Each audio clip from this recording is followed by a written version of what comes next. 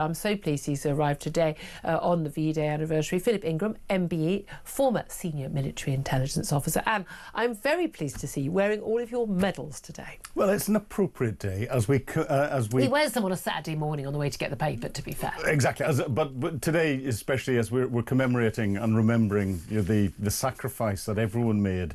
And yes, it's right to celebrate the end of the war, but it's also important that we remember that we're commemorating this, because a lot of people, this was the day that the emotional plug was pulled out of them and they realised that their loved ones were not coming back. Well, and that's the thing. And actually, a lot of people whose loved ones were fighting still in the Far East, they did not see their loved ones coming home so soon. So many men killed, so many men wounded, a huge number of civilians, of course, on both sides, who were dead and wounded. Millions. I mean, this war... 50 million in total. Lives. 50 million. You can't imagine it. When Donald Trump talks about the meat grinder in Ukraine, we are talking about a different level of warfare there. What are your key thoughts today? Because as it is a day, as you say, of remembering and thanking and being grateful for those people who fought and died for us, for our freedoms, but also celebrating and thinking of the amazing moment of people being told. It is extraordinary. What the... I'm trying to find the notes here. Churchill, when he went to Churchill, he went on the radio. We know so many of his speeches when he talks about fighting on the beaches and this is the beginning of the end. But he announced on the radio yesterday morning at 2:41 a.m. at headquarters, General Jodl, the representative of the German High Command, and Grand Admiral Dönitz, the designated head of the German state, signed the act of unconditional surrender of all German land, sea and air forces in Europe to the Allied Expeditionary Force and simultaneously to the Soviet High Command. At that moment, people knew that it was over, and people rushed to their city centres, to their high streets. We were talking the other day about people being up, the strobe lights on St Paul's and on Westminster Abbey.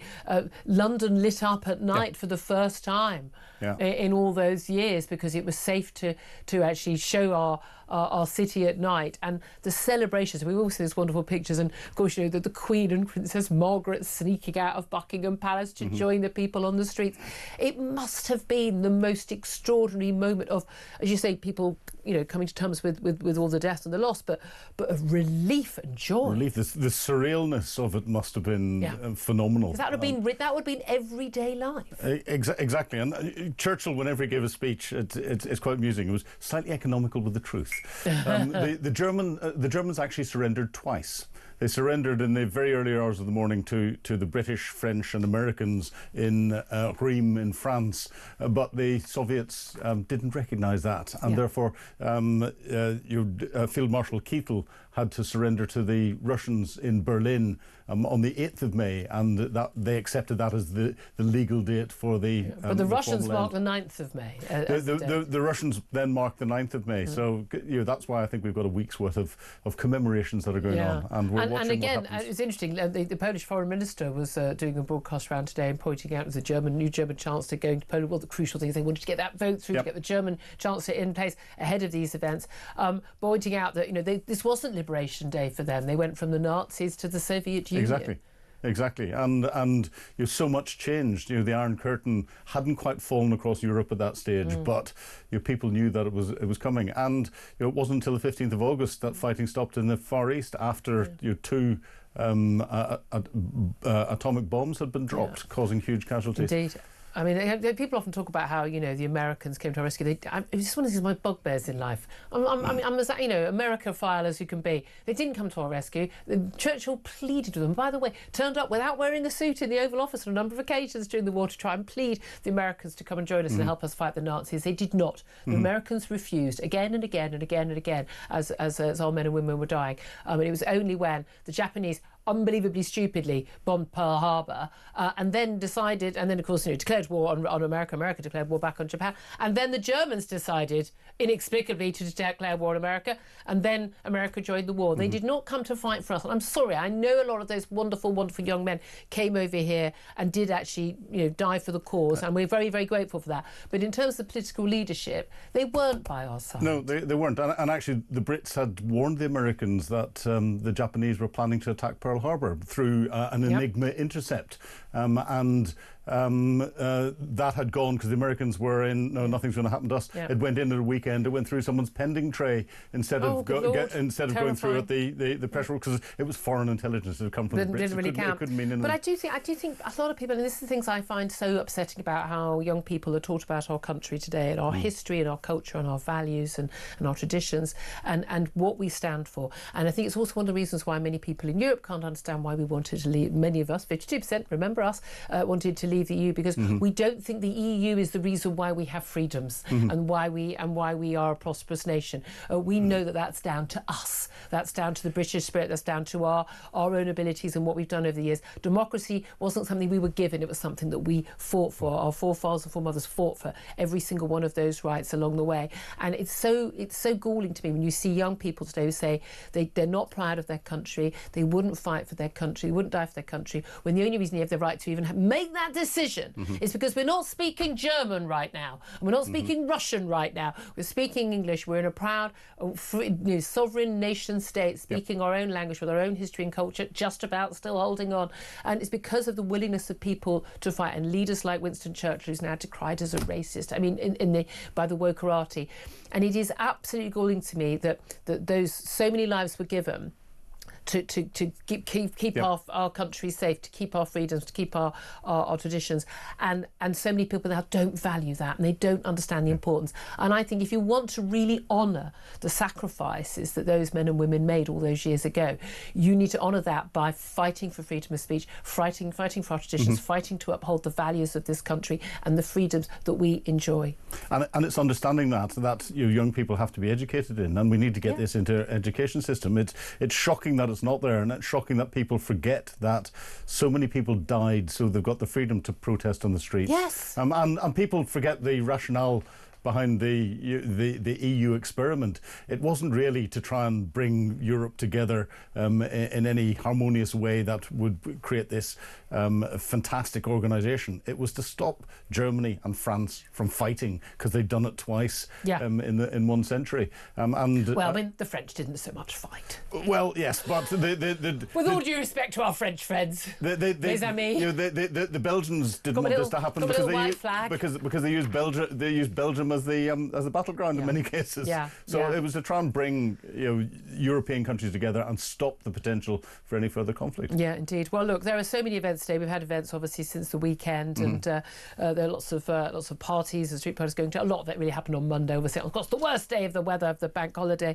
but service in Westminster Abbey, 1,800 people invited to attend, including the King and Queen, veterans, politicians, charities. At midday, we've got that 2-minute silence held across all UK government buildings and departments, and obviously we'll be marking it here in the afternoon. The Royal British Legion will host a private tea party for Second World War veterans and their families at the National Memorial Arboretum in Staffordshire, and the various other events throughout the day. Pubs being allowed to stay open for an extra 2 hours. Now, if that isn't a British tradition worth fighting for, I don't know what is. Definitely, and we've got church bells at 6:30 this evening, and then beacons, over 1,000 beacons being lit across the country. We love a beacon in this country. At about 9:30 tonight. There we are then. Is it actually dark by then now? Ish. Anyway, look, that's what's going on, and obviously we're keeping up to date on all of that as well. Let's talk about some other interesting news in terms of alliances. US-UK trade deal. Major trade deal to be announced. We're told by Donald Trump this afternoon at 3 o'clock. This is the first trade deal that has been announced since Liberation Day, when he imposed all those tariffs. We were at the minimum, the 10% tariff. That's now pretty much the rest of the world for a temporary period. But there's a lot of talk that we have done some sort of deal, and particularly involving our steel exports and our car exports. Yeah, and it's coming to the end of the 90 days that Donald Trump put on his reducing everyone to 10%. If the government can get something on the car industry and the steel industry, that'll be fantastic. Of course, we had the announcement earlier in the week of 100% tariffs on our movies and bits and pieces. Yeah, but again, that's a big industry. It is, but again, there's some talk in the United States I've seen where that does not fall into the legal status that Trump is using to impose tariffs, and actually there is an exemption in what he's using in American law, and that exemption covers anything in the information domain and includes movies. Ah, very interesting, very interesting. Well, we'll wait and see what happens there. We'll talk about that throughout the day. Let's also talk about the latest stories regarding immigration. I mean, it's such a hot topic. Another day goes by, another set of figures, another set of just shocking statistics. We've got this announcement, by the way, well, not an announcement. Next week there's going to be an immigration law announced, a new bill announced, because everyone is running scared of Reform UK, no doubt, after that, those successes in the local elections and the Runcorn by-election last week. And even Labour have woken up to the fact that it turns out this isn't popular, even with Labour voters. They'll vote Reform instead of sticking with them. But all migrants will have to be fluent in English to stay in the UK, is what they are apparently going to announce. Now, whether or not this is actually, they're saying if you're coming to live and work in the UK, be expected to speak much better English. So basically not your GCSE level, effectively, to all intents and purposes, sort of an A level level. Currently, you only need to show a basic grasp of the language. In fact, quite a lot of Brits have only got a basic grasp of the language. But they say it will be, you have to be able to speak fluently and write confidently on complex issues. But again, they're saying this is about new migrants. But what about the people who are already here? Because I mean, certainly I'm really, really aware whenever I have any hospital treatment or when I'm in the GP surgery, it doesn't appear to me that anybody else in there, in the corridor, in the waiting room, speaks English as a first language, or indeed English at all. The amount of times as in the receptionist sort of having this sort of long, laborious conversation with a lot of pointing and you know, and everyone's just sort of smiling and sighing, trying to get information across to people who are eligible somehow for NHS services, but don't speak English. I'm not quite sure how they're paying into NHS services if they're not able to speak English. But shouldn't it have been a given, if you come to this country and you want to come here and live in this country, that you should...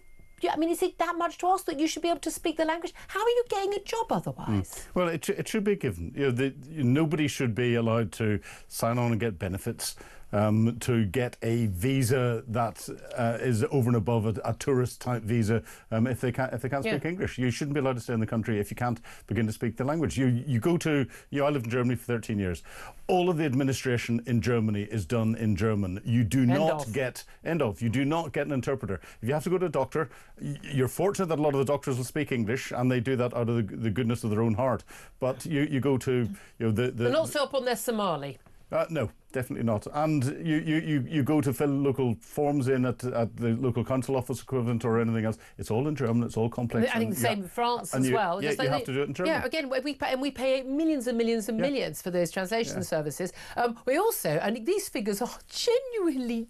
I mean, I say they're shocking. I don't know why we're shocked by anything anymore in relation to the cost of asylum seekers. Doesn't Rwanda sound cheap? Doesn't Rwanda sound cheap right now? Taxpayers are forking out £4 million every day on migrant hotels and other accommodation. It's more than triple the original estimate that we had back in 2019 for the next decade.